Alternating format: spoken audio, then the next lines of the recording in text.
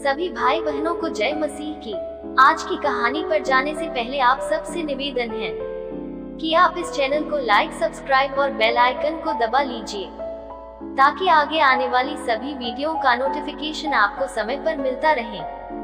धन्यवाद। आज की कहानी का नाम है जब शैतान सताने लगे, जो कि प्रेरितों की किताब के 4 अध्याय में मिलती है। इस अध्याय में प्रभु के 2 दासों पर किस प्रकार से सताव हुआ और उन दोनों दासों ने शैतान को किस प्रकार से हराया और परमेश्वर द्वारा एक नई शुरुआत हुई जिसका नाम कलीसिया था, जो कि आज तक चलती हुई आ रही है।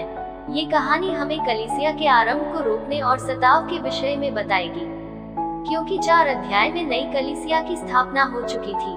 तो जब शैतान हमें सताने लगे तो हम क्या कर सकते हैं? पृथ्वी पर शैतान जीवित है और अच्छा भला है। 1 पत्रस 5:8 में लिखा है, सचेत हो और जागते रहो, क्योंकि तुम्हारा विरोधी शैतान गरजने वाले सिंह की नाई इस खोज में रहता है कि किसको फाड़ खाए।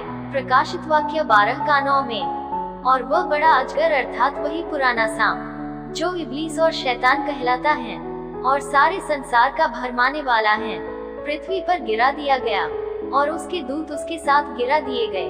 वचन 17 में, परमेश्वर की आज्ञाओं को मानने वाले और यीशु की गवाही देने वाले लोग ही मसीही लोग कहलाते हैं, जिनसे शैतान लड़ता है और सताता है, क्योंकि शैतान यीशु का नाश नहीं कर सका, लेकिन वह सभी मसीही लोगों को सताता है और उनका नाश करना चाहता है। शैतान कभी भी परमेश्वर के लोगों को अधिक देर तक अकेला नहीं छोड़ता है, क्योंकि प्रेरितों की किताब के 4 अध्याय में कलीसिया की शुरुआत होने से पहले शांति और खामोशी थी। अध्याय 3 में जब पतरस और यूहन्ना ने लंगड़े व्यक्ति को चंगा किया, तब शैतान ने दोनों लोगों को सताना शुरू किया। तो इस कहानी से हमें पता चलेगा कि परमेश्वर के लोगों पर सताव कैसे हुआ था। 2 तीमुथियुस 3:12 में लिखा है, पर जितने मसीह यीशु में भक्ति के साथ जीवन बिताना चाहते हैं वे सब सताए जाएंगे। यीशु ने अपने चेलों को चेतावनी दी थी, वे मेरे नाम के कारण तुम्हें पकड़ेंगे और सताएंगे, पंचायतों में सौंपेंगे और बंदी गृह में दिलवाएंगे, राजाओं और हाकिमों के सामने ले जाएंगे और मेरे नाम के कारण सब लोग तुमसे बैर करेंगे। वैसे ही पतरस और यूहन्ना के साथ हुआ, जैसा 4 अध्याय में लिखा है। जब वे लोगों से यह कह रहे थे तो याजक और मंदिर के सरदार और सदूकी उन पर चढ़ आए, क्योंकि वे बहुत क्रोधित हुए कि वे लोगों को सिखाते थे और यीशु का उदाहरण दे देकर मरे हुओं के जी उठने का प्रचार करते थे। और उन्होंने उन्हें पकड़कर दूसरे दिन तक हवालात में रखा, क्योंकि संध्या हो गई थी। ये याजक लोग ही परमेश्वर के महायाजक थे और मंदिर के कामों को संभालते थे। इन्हीं लोगों ने पतरस व यूहन्ना को पकड़कर हवालात में डाल दिया। शैतान द्वारा सताए जाने पर अचंभा नहीं करना चाहिए। पतरस और यूहन्ना ने क्या परमेश्वर का कोई नियम तोड़ा था? नहीं, उन्होंने परमेश्वर का कोई भी नियम नहीं तोड़ा था। ये केवल शैतान की ओर से एक बहुत बड़ा सताव था कि प्रभु यीशु का कार्य रुक जाए। तो यीशु का कौन सा कार्य था जिससे शैतान ने उन पर इतना बड़ा सताव डाला? पहले तो पतरस ने उस लंगड़े को यीशु मसीह के नाम से चंगा किया था और वे लोगों को परमेश्वर प्रभु यीशु के वचन का प्रचार और प्रचार कर रहे थे। अंत में पतरस और यूहन्ना यीशु के जी उठने का प्रचार भी खुले रूप से कर रहे थे। जब हम मसीहियों को कोई भलाई करने के बदले शैतान हमें मुश्किल में डाल देता है, तो हमें बिल्कुल भी आश्चर्य नहीं करना चाहिए, क्योंकि पौलुस ने बताया है कि जो मसीह में भक्ति के साथ जीवन बिताना चाहते हैं वे सब सताए जाएंगे। ये लिखा है, यीशु भी सबसे भलाई करता था और अंत में उसे भी क्रूस पर चढ़ा दिया गया।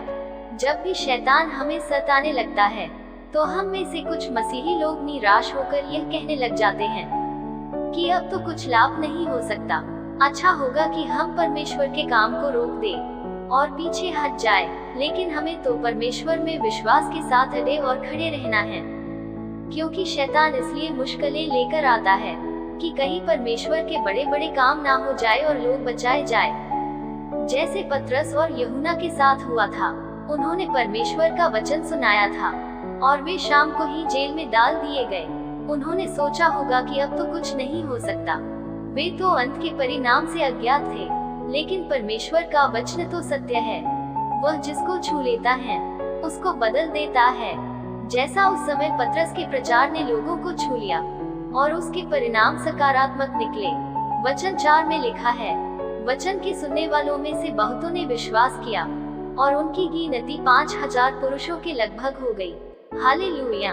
वचन को सुनाने वाले तो बंदीगृह में कैद थे, लेकिन परमेश्वर का वचन निष्कपट मन से ग्रहण किया जाए तो वह एक शक्तिशाली परिणाम लेकर आता है। इसलिए आपने देखा कि जब पतरस और यूहन्ना पर परमेश्वर का वचन सुनाने के कारण सताव आया तो उसका क्या परिणाम निकला। परमेश्वर का वचन और ज्यादा रीति से फैलना शुरू हो गया और लिखा हुआ है कि एक बड़ा समाज इस मत के अधीन हो गया।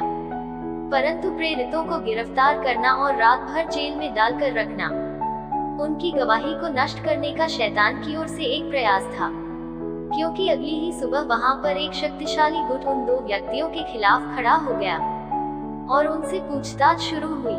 जैसा कि वचन बताता है, दूसरे दिन ऐसा हुआ कि उनके सरदार पुरनिये शास्त्री और महायाजक हन्ना और कैफा, यूहन्ना और सिंदर और जितने महायाजक के घराने के थे, सब यरूशलेम में इकट्ठे हुए और उन्हें बीच में खड़ा करके पूछने लगे कि तुमने ये काम किस सामर्थ से और किस नाम से किया है। ये उस समय के सबसे शक्तिशाली लोग होते थे जो पतरस और यूहन्ना से प्रश्न पूछ रहे थे। तो ऐसे समय में जब शैतान हमें मुश्किल में और सताव में डाल देता है तो हमें बिल्कुल भी हिम्मत नहीं हारनी चाहिए, बल्कि उस समय हमें स्थिति का डटकर और हिम्मत के साथ सामना करना चाहिए, जैसा पतरस और यूहन्ना ने किया। उस सभा ने पतरस और यूहन्ना से दो प्रश्न पूछे कि तुमने ये चमत्कार की सामर्थ्य से किया, और दूसरा प्रश्न उनका ये था, तुमने ये किस नाम से किया। दोनों ही प्रश्नों का उत्तर अगर वे गलत रीति से दे देते तो उनको मृत्यु दंड मिलना निश्चित था, क्योंकि सभा के अनुसार ये लोग अनपढ़ व साधारण मनुष्य हैं। उस सभा को मालूम था कि इन लोगों ने सही और सटीक उत्तर नहीं दिया तो इनको मृत्यु दंड अवश्य ही मिलेगा। जब शैतान आपको मुश्किल में और आपके ऊपर सताव लेकर आता है तो हमें शैतान के हाथों की कठपुतली नहीं बनना चाहिए, जैसे पतरस ने उसे सभा को जवाब दिया, और हम भी उसी तरह से प्रभु के अनुग्रह से उस सताव और पीड़ा से बाहर निकल सकते हैं। जैसे पतरस ने सर्वप्रथम नम्रता के साथ अपना उत्तर उनको देना शुरू किया, तब पतरस ने पवित्र आत्मा से परिपूर्ण होकर उनसे कहा, हे लोगों के सरदारों और पुरनियों, इस दुर्बल मनुष्य के साथ जो भलाई की गई है, यदि आज हमसे उसके विषय में पूछताछ की जाती है कि वह क्यों कर अच्छा हुआ, तो तुम सब और सारे इस्राएली लोग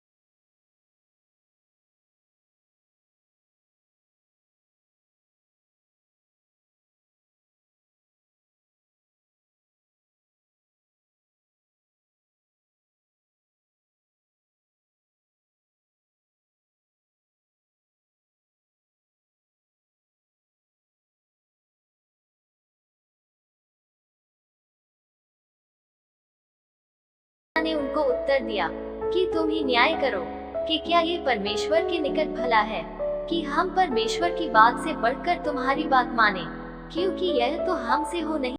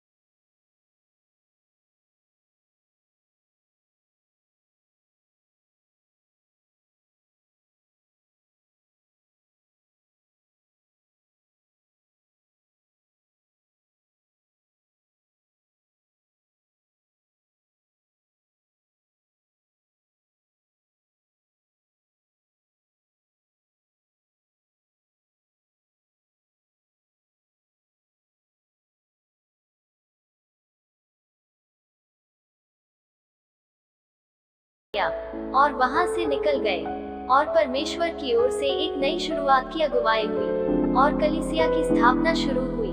धन्यवाद।